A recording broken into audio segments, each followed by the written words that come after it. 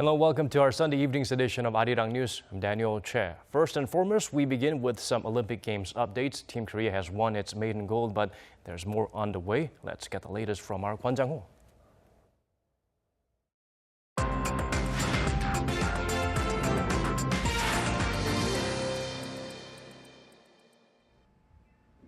Hello, I'm Kwon Jang-ho, and here to update you with the results. The highlights are much more from the Rio Olympics. It was a busy first day on Saturday, and Team South Korea picked up its first gold with a commanding win in the men's team archery. It was a faultless performance, with Korea's three young archers, Kim Woo-jin, Koo Bon-chan and Lee Sung-yoon, winning all three of their matches 6-0. The highlight was in the final against the US, where they scored a perfect 60 out of 60 in their first set to put them on the path to gold. I knew if I trusted myself and trusted my teammates behind me, we would get a good result. I think it was that belief that got us the gold medal. The win carries on Korea's strong tradition of success in archery, tallying its 5th gold medal in the men's team event and its 4th in the last 5 Olympics. But before that, Korea's first medal of this year's Olympic Games came from an unexpected source, the women's 48-kilo judo competition.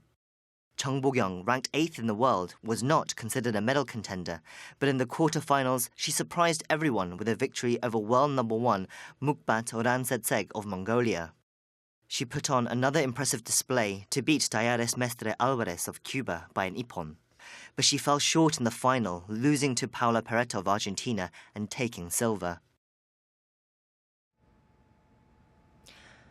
South Korea already bagged 2 medals, but not every one of our athletes were in a celebratory mood. We've seen the highs, now we take a look at those who gave their all, but came up short. Shooter Jin Jong-ho was looking to defend his Olympic title at the 10-meter air pistol finals, but unexpectedly finished way behind in 5th as he struggled to find his form. There was also a major disappointment in swimming as former Olympic champion Park Tae-wan failed to even qualify for the 400-meter freestyle finals. Park blamed nerves as he hadn't been in a major event for 2 years due to a doping ban he received in 2014. Preparation time is short, but it won't do any good to focus on that fact. There's still the 200 meters event left, so I just have to do better. Korea's medal prospects in women's fencing and men's judo went unrealized as well. But there was good news in volleyball. The women's team prevailed in their first game, coming from behind to beat Japan 3-1. It was sweet revenge after Korea lost the bronze medal to Japan 4 years ago in London. Looking to Sunday's schedule for Team Korea, the biggest focus will again be on archery, where the women's team will be hoping to follow the men's success with a gold of their own. If they do achieve that, then they'll extend the record to 8 consecutive gold medals for the women's team event, going back all the way to the 1988 Seoul Olympics.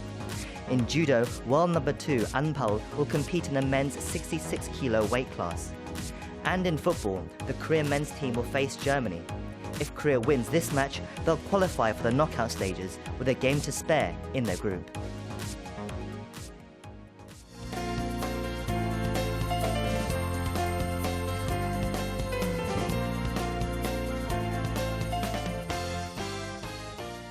All right, thank you for the rundown and a closer look at the highs and lows in the global games, Chang-ho.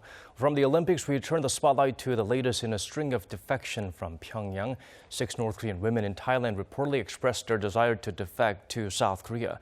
They are expected to be transferred soon to the South Korean embassy in Bangkok. Kim Hye-sung has the details. Of the 6 North Korean women, one of them in her 30s is reportedly pregnant and another in her 20s is with her 2-year-old child. According to Seoul-based news channel YTN on Sunday, they are now in the care of the Thai authorities after having been arrested in a neighboring country a few days ago. The pregnant woman is in the care of a local hospital while the rest of them are staying at a shelter for refugees. According to YTN, all 6 of the women are said to have expressed their wish to come to South Korea and will soon be transferred to the South Korean embassy in Bangkok. YTN says the Korean government is in close talks on the issue with Thailand. This is not a matter that we can confirm. Some of the 6 defectors are said to have come from the same area of North Korea, but their motivation for fleeing the regime is not yet known. Kim Hae-sung, Arirang News. The indications are that North Korea will likely ramp up its cyber warfare against the South. The chief of South Korea's Defense Security Command, Cho Hyun-chun, said on Sunday that Pyongyang's cyber provocation unit has grown since its start in the 1990s to 6,000 strong. And the regime plans to make it into a 10,000-strong army for its cyber command by the year's end. Cho said it's only take a couple of skilled hackers to cause national-level chaos. So the communist state is focused on devising more systematic ways to groom its hacking talent. This includes a 10-year program of instruction in the craft starting at the middle school level. South Korea has called on China to stay focused on the root of the problem when it comes to the THAAD issue. A statement from the presidential office on Sunday urged Beijing to send a stronger message on North Korea's nuclear and missile programs, saying those threats are sole reason for the deployment of the U.S. missile defense system in South Korea. China's state-run media has been reporting that the decision by Seoul and Washington was rather the cause of the Pyongyang's recent provocations. But in fact, Pyongyang has already launched 10 missiles this year alone, both before and after that announcement. The presidential office also urged opposition lawmakers to reconsider their planned trip to China, adding that a trip so intertwined with national security issues must be closely coordinated with the government beforehand. 6 lawmakers from the Minju Party are set for a 3-day trip to China on Monday, with part of the itinerary including an exchange of views with officials there and seeking Beijing's understanding of the THAAD deployment. The ruling Saenury Party has held its preliminary vote to fill its top leadership post ahead of the party's national convention to be held on Tuesday. Meanwhile, candidates to lead the main opposition Minju Party of Korea have also begun their campaigns. For the latest from the domestic political arena, we turn to our Oh Jung-hee. Preliminary voting to choose the next leader of the ruling Saenury Party started on Sunday at 7 a.m. and was set to end at 6 p.m. About 338,000 party members cast ballots nationwide on Sunday, with another 9,000 party delegates to vote at the National Convention on Tuesday. The outcome of the leadership contest will most likely have been determined through Sunday's vote alone, but the winner will be revealed at the Saenury Party's convention after the delegates vote on Tuesday. 4 candidates are vying for the top post. 3 of them, Lee Jung-yeon, Lee Ju-young, and Han Sun-kyu, are allied with President Park Geun-hye inner circle, while the 4th candidate, Chu Ho-young, is not.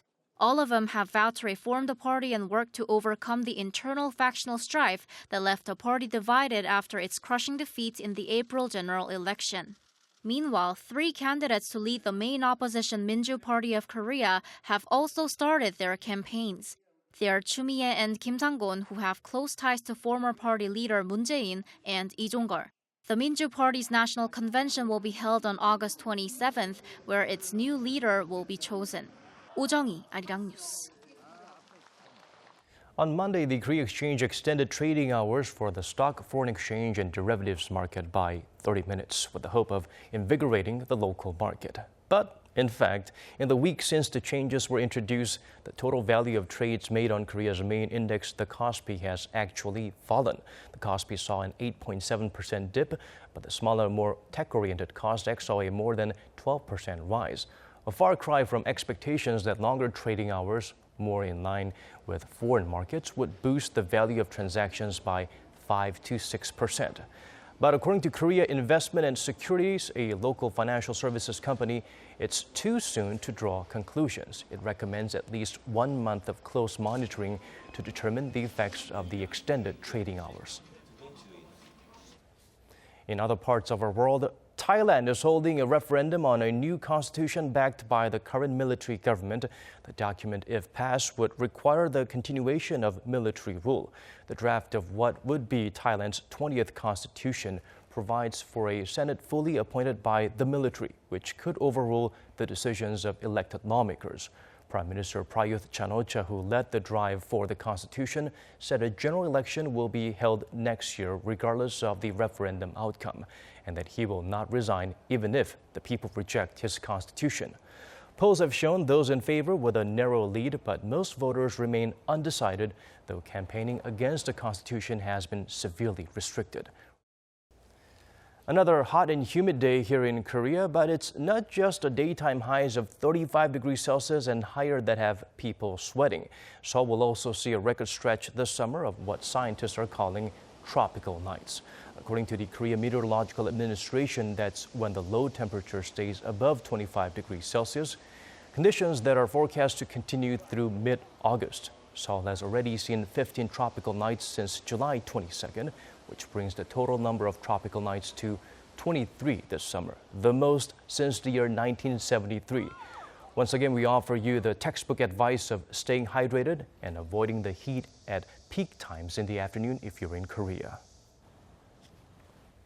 And now let's take a closer look at the upcoming weather conditions. Come Monday, Seoul, Daegu, and Gwangju will all start the day at 25 degrees Celsius. Things will heat up all the way to 34 in the capital and the City of Lights, 35 for Daegu. The host city for the Summer Olympics, Rio de Janeiro, starts at a cool 20, and the mercury will climb past the 30 mark later in the day. And now let's check out the weather conditions in your neck of the woods and around the world.